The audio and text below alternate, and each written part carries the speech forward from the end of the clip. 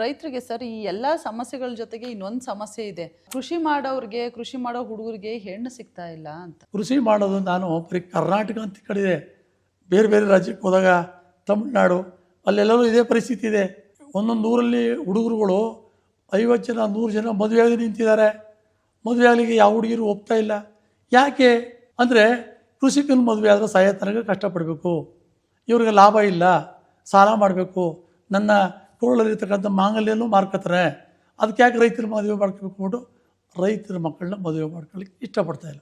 ಆದರೆ ಕೃಷಿ ಲಾಭದಾಯಕ ಅಂತ ವ್ಯವಸ್ಥೆ ನಿರ್ಮಾಣ ಆದರೆ ಕೃಷಿಕರು ಲಾಭದಲ್ಲವನೇ, ಅವನು ಚೆನ್ನಾಗವನ ಅಂತಂದಾಗ ಹೆಣ್ಮಕ್ಳು ಮದುವೆ ಆಗ್ತಾರೆ, ಅವರು ಚೆನ್ನಾಗಿರ್ತಾರೆ.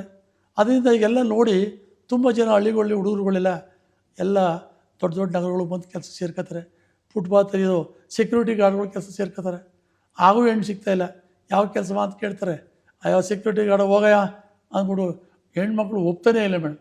ಒಂದು ಊರಲ್ಲಿ 100 ಜನ 50 ಜನ ಹುಡುಗರು ಕಣ್ಣಾರೆ ನೋಡ್ತಾಯಿದ್ದೀವಿ. ನಾನು ಕೂಡ ಒಂದು ಸರ್ಕಾರಕ್ಕೆ ಲಾಸ್ಟ್ ಬಜೆಟಲ್ಲಿ ಸಿದ್ದರಾಮಯ್ಯನವರು ಬರೆದಿದ್ದೆ, ನೀವು ಒಂದು ಯೋಚನೆ ಮಾಡಿ, ಯಾರು ಹಳ್ಳಿಗಾಡಿನ ಯುವಕರನ್ನ ಮದುವೆ ಆಯ್ತಾರೆ ಆ ಹೆಣ್ಮಗಳಿಗೆ ಸರ್ಕಾರಿ ಕೆಲಸದಲ್ಲಿ 20% ಮೀಸಲಾತಿ ಕೊಡ್ತೀವಿ ಅಂತ ಒಂದು ಆದೇಶ ಮಾಡಿ, ಆರ್ಡರ್ಸ್ ಮಾಡಿ.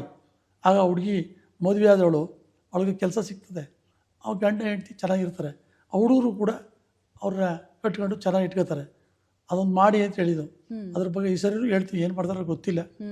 ಅದು ಮಾಡಿದ್ರೆ ಮೇಡಮ್ ಸರ್ಕಾರ ಈಗ ಗ್ರಾಮೀಣ ಮಕ್ಕಳಿಗೆ 10% 20% ಮೀಸಲಾತಿ ಕೊಟ್ಟಿದ್ದಾರೆ, ಏನೋ ಇದಕ್ಕೆ ಅದು ಎಜುಕೇಷನ್ಗೆ. ಅದೇ ಥರ ಇದು ಕೊಟ್ಬಿಟ್ರೆ ಸ್ವಲ್ಪ ಅನುಕೂಲ ಆಗ್ತದೆ. ಹೆಣ್ಮಕ್ಳು ಕೂಡ ಪ್ರೀತಿಯಿಂದ ಮದುವೆಯಾಗಿ ಚೆನ್ನಾಗಿ ಸಂಸಾರ ಮಾಡ್ತಾರೆ. ಈ ಸರಿ ಕೂಡ ಸರ್ಕಾರಕ್ಕೆ ಒತ್ತಾಯ ಮಾಡ್ತಾರೆ. ಸೊ ಆ ಥರ ಮಾಡಿದ್ರೆ ಹುಡುಗಿ ಸಿಗ್ತಾರೆ ಊರಲ್ಲಿ ಅಂತ. ಹೌದು, ಆ ಥರ ಮಾಡಿದ್ರೆ ಸಿಗ್ತಾರೆ ಅಂತಲಿಲ್ಲ. ಹೆಣ್ಮಕ್ಳು ಮದುವೆ ಆಗ್ಲಿಕ್ಕೆ ಒಪ್ಕೋತೀಗ. ಹೆಣ್ಮಕ್ಳು ನಾವು ನಮ್ಮಿಂದೆ ಮದುವೆ ಆಗಲಿಕ್ಕೆ ಹೋದಾಗ ಯಾರು ಹೆಣ್ಮಕ್ಳು ಹುಡುಗನ ನೋಡ್ತಾ ಇರಲಿಲ್ಲ. ಮದುವೆ ದಿವಸ ಮಾತ್ರ ಹೆಣ್ಮಕ್ಳು ನೋಡ್ತಿದ್ರು ಹುಡುಗನ್ನ. ಆವಾಗ ಅವ್ರ ತಂದೆ ಒಪ್ತಂತ ಕೇಳ್ತಿದ್ರು. ಈಗೆಲ್ಲ ಹೆಣ್ಮಕ್ಳು ಕೂಡ ವಿದ್ಯಾವಂತರಾಗಿದ್ದಾರೆ, ತಪ್ಪು ಅಂತ ಹೇಳೋಕ್ಕಲ್ಲ. ವಿದ್ಯಾವಂತರಾದ ಮೇಲೆ ನಮಗೆ ನಮ್ಮ ಲೈಫ್ನ ರೂಟ್ಸ್ಗಳು ನಮಗೆ ಗೊತ್ತಿದೆ ಅಂತ ಹೇಳ್ತಾರೆ. ಯಾವ ತಂದೆ ತಾಯಿಗಳನ್ನೂ ಅವ್ರು ಹೇಳಿದಷ್ಟು ಸುಲಭ ಒಪ್ಕೊಳ್ಳೋದಿಲ್ಲ. ಅದರಿಂದ ಈ ಒಂದು ಪರಿಸ್ಥಿತಿ ನಿರ್ಮಾಣ ಆಗಿದೆ.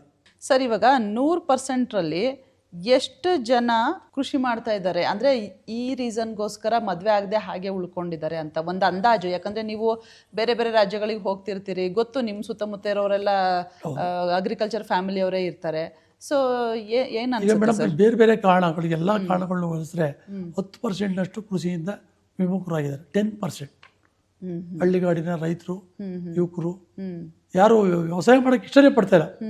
10%ನಷ್ಟು ಬೇರೆ ಬೇರೆ ಕಾರಣಗಳನ್ನ ಇಟ್ಕೊಂಡು, ಅದರಲ್ಲಿ ಇದು ಮೇಜರ್ ಕಾರಣ. ಮದುವೆ ಆಗದಿರೋದು ಒಂದು, ಮತ್ತು ಕೃಷಿ ಲಾಭದಾಯಕ ಇಲ್ಲದೆ ಇರೋದು 2, ಮತ್ತು ಕೃಷಿಯಲ್ಲಿ ಸರ್ಕಾರದ ಸೌಲಭ್ಯಗಳು ಇಲ್ಲದೆ ಇರೋದು, ಮತ್ತು ಸರಿಯಾದ ಬೆಲೆ ಸಿಗದೆ ಇರೋದು. ಇವೆಲ್ಲ ಕಾರಣಗಳಿಂದ ನಾವು ಯಾಕೆ ಕೃಷಿ ಮಾಡಬೇಕು ಅಂತ ಕೆಲವರು ಭೂಮಿನೂ ಮಾರ್ಕೋತಾರೆ, ಕೆಲವರು ಭೂಮಿನ ಬಿಟ್ಬಿಟ್ಟು ಒಂದು ಬೇರೆ ಬೇರೆ ಕಡೆ ಕೆಲಸ ಇರ್ತದೆ.